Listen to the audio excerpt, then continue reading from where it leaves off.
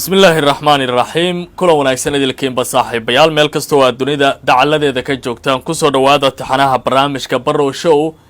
xiisa iyo xalad gaar ah ayuu leeyahay waqtigan aan idin soo gudbinayo qodobo waaweyn waan idin la socodsiin doonaa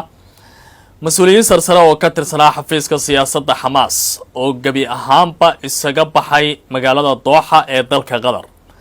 wadamada ay qabteen oo ay aadeen ayaan rabaa inaan kula wadaago iyo sidoo kale xog tilmaamaysa in Qatar iyo Hamas ay awrta kala rarteen isla markaana dawladda Qatar kaliya xafiis maran oo warqad yaalaan ay hadda haysato khilaafkaasi meesha uu salka ku hayo tirada dadka baxay iyo mas'uuliyiinta hogaaminaya oo Hamas ka tirsan iyo warar kala duwan oo arintaasi ku saabsan ayaan rabaa inaan idin la wadaago dawladda shacbiga Shiinuhuna war ayay ka soo saartay talaabadii madaxweyne Vladimir Putin waa madaxweynaha Jamhuuriyadda Federaalka ah ee Ruushka uu qaaday isbuucan ee ku saabsanayd in arrimaha nuclearka ay qayb ka noqon karaan difaaca qaranka Ruushka haddii hubka adag ee Mareykanku u saamaxay inay Ukraine iyo Vladimir Zelensky isticmaalaan la hirgeliyo hubkii waxaa lagu weeraray Ruushka laakiin hadda dunida ayaa qayladaan aflabadii yeertay oo dhahaya Vladimir Putin oo joog Shiinaha daba qayladhaantaasi ayuu ku soo biiray walaaca Jinping oo qabo la xiriira arrimahaasi ayaan rabaa inaan idin la wadaago iyo war xasaasi ah oo ka soo baxay wasaaradda amuraha dibadda ee Shiinaha waxaan sidoo kale idin sheegi doonaa weerar dhinac walba ay ka qaadeen Israel oo ka soconaya koonfurta Lebanon halka loo yaqaan Khiyama hadda waxaa ka soconaya dagaaladii ugu ba'naa iyo duqeymihii ugu xooganaa war saxaafadeed ka soo baxay Hamas oo qasa ku saabsanna waan idin la wadaagayaa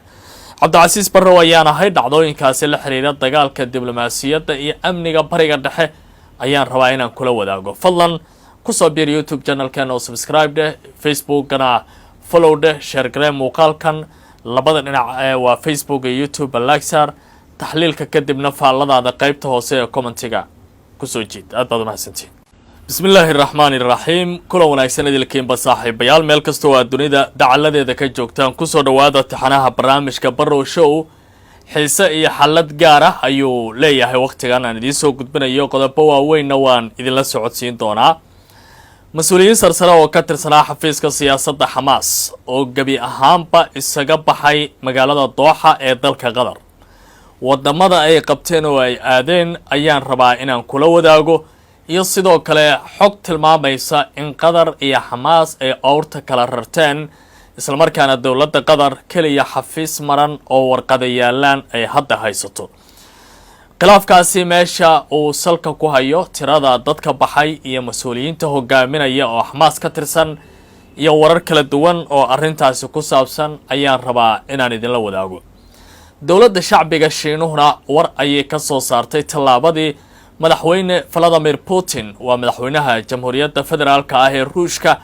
uu qaaday isbuucan ee ku saabsanayd in arrimaha nuclearka ay qayb ka noqon karaan difaaca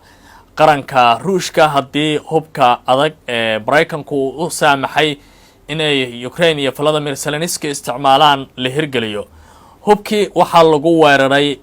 Ruushka laakiin hadda dunida ayaa qayladaan aflabadii yeertay oo dhahaya Vladimir Putin oo joog Shiinaha daba qayladhaantaasi ayuu ku soo biiray walaaca Jinping oo qabo la xiriira arrimahaasi ayaan rabaa inaan idin la wadaago iyo war xasaasi ah oo ka soo baxay wasaaradda amuraha dibadda ee Shiinaha waxaan sidoo kale idin sheegi doonaa weerar dhinac walba ay ka qaadeen Israel oo ka soconaya koonfurta Lebanon halka loo yaqaan Khiyama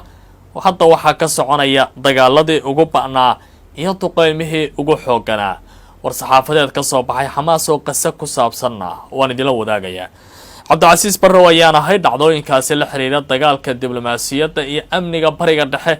ayaan rabaa inaan kula wadaago fadlan ku soo biir YouTube channelkan oo subscribe dheh Facebook-kana follow dheh share garee muuqaalkan labada dhinac waa Facebook iyo YouTube like saar taxliilka kadibna faalladaada qaybta hoose ee commentiga ku soo jiid aad baad soo dhawaada mar kale saaxiibayaal intii la socotay tabintii barnaamijyadeennii hore dawladaha Qatar iyo sidoo kale ururka xamaas waxaa soo kala dhexgalay khilaaf aad u xoogan dowladda qatarna waxay horey u sheegtay in ay joojisay wadaxaajoodkii iyo dhexdhexaadintii ay ka dhex waday israa'iil iyo xamaas labada dhinac ayay qatar ku eedaysay kol hore in aysan wax tixgelina siinayn dadaalka dowladda qatar ay bixinayso iyo weliba amarada iyo codsiyada ka imaanaya boqor tamiim bin xamed al thani tani waxay xilligaasi ka dambeeyay ee wadaxaajoodka uu istaagay warbaahinta kala duwan ee caalamka uu CNN-ka uga horeeya iyo telefishinka Al Jazeera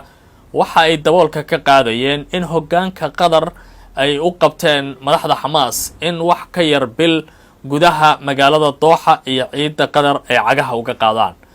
arrintan si kala duwan ayaa looga hadlay madax kala duwan oo ka tirsanayd xamaasda war ayay ka soo saareen arrimahaasi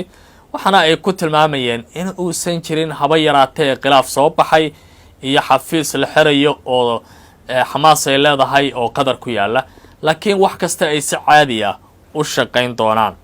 laakiin warkii hore war soo dhaaf war cusub ayaa soo kordhay wararka la helaya waxay tilmaamayaan in 13 ka mid ah hoggaanka sare ee xamaas ay isaga baxeen gudaha magaalada Dooxa isla markaana halkaasi ay boorsooyinkooda ka xirxirteen 13 baxay waxa ay kala aadeen dalal ay ka mid yihiin Turkiga, Ciraaq, Iiraan, Algeria, Ruushka iyo Shiinaha halkaasi oo ay wixii hadda ka dambeeya madaxda xamaas ay amarada iyo awaamiirta ka soo gudbin doonaan wixii wada xaajood ah oo caalamka ay uga baahan yihiin halkaas ayay ku gali doonaan sida wararku ay tilmaamayaan dadka baxay waxaa ka mid ah madaxa wada xaajoodka iyo xabad joojinta u qaabilsanaa arrimaha qasa ee xamaas ninka lagu magacaabo Khaliil al-Haya iyo sidoo kale Sahir Jabreen kuwaasi oo la sheegay hadda aan idila hadlayo inay ku sugan yihiin gudaha dalka Turkiga dadka sidoo kale isaga baxay gudaha magaalada Dooxa ee dalka Qatar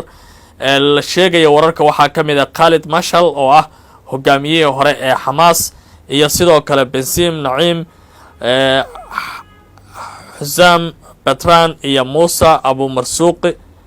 ayaa ka mid ah sida wararku ay sheegayaan dhammaan magacyadan waa rag qiimo iyo magac ka dhaxlaha amaba ka dhaxle kooxda xamaas hadii aan si kale u yiraahdo sida warkeyska The National ee ka soo baxaya dalka Imaaraadka Carabta uu baahiyaba waxa muuqanaya in khilaafkan uu hadda u muuqanayo inuu cirka isku shareeray labada dhinacna ay awrta kala qaateen inkasta wargeyskan uu ka warramayo siyaasadda Imaaraatiga ah iyo waxa ay dowladda Imaaraadku aaminsan yihiin waxa uu leeyahay xamaas qudheeda waxa ka dhaxeeya khilaaf xoog leh dhinac daacad u ahaa hogaamiyihii geeriyooday Yahya Sinwar ayaa aaminsan in dagaalku uu sii socdo xabad joojinna aan haba yaraatee la qaadan laakiin rag oo Khaliil al-Haya ka mid yahay iyo rag kaleba waxay leeyihiin dadkii xamaas ahaa ee dagaalada ay ku jireen dadkii ayaa ku baaba'ay reer Falastiin sida daraadeed dagaalada waa in hadda xabad joojin la qaato dowladaha Masar iyo Qatar kol hore waxay soo jeediyeen xabad joojin ku meel gaar ah si dagaalada socda xal loogu helo muddo kooban gargaar bani aadanimada loo gaarsiiyo dadka laakiin xamaas ayaa dalbanaysay in xabad jooji abadi ah la galo oo caga adag ku taagan Israa'iiliyiintana ay isaga baxaan gudaha magaalada Qasa ee dagaalada adag ay ka socdaan marka arrintaasi waa meesha la iska khilaafay laakiin lama oga culayska ay Qatar yeelan karayso haddii ay xamaas halkaasi ka baxdo iyo waliba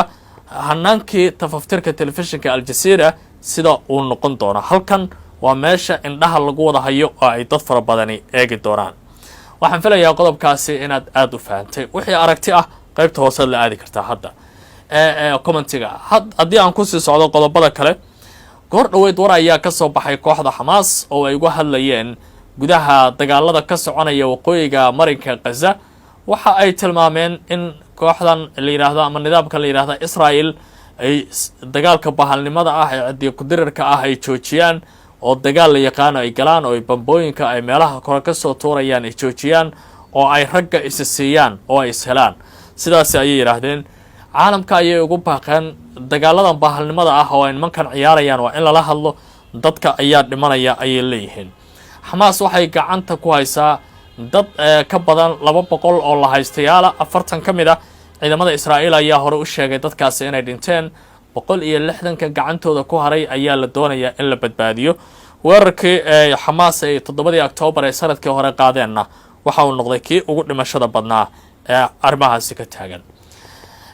dhinaca Lubnaan ayaan fiirinayaa dagaalo adag iyo duqeyn bahalnimo lagu tilmaamay ayaa ka soconaya halka loo yaqaan Khiyaama oo ku taala koonfurta Beirut iyo Lubnaanba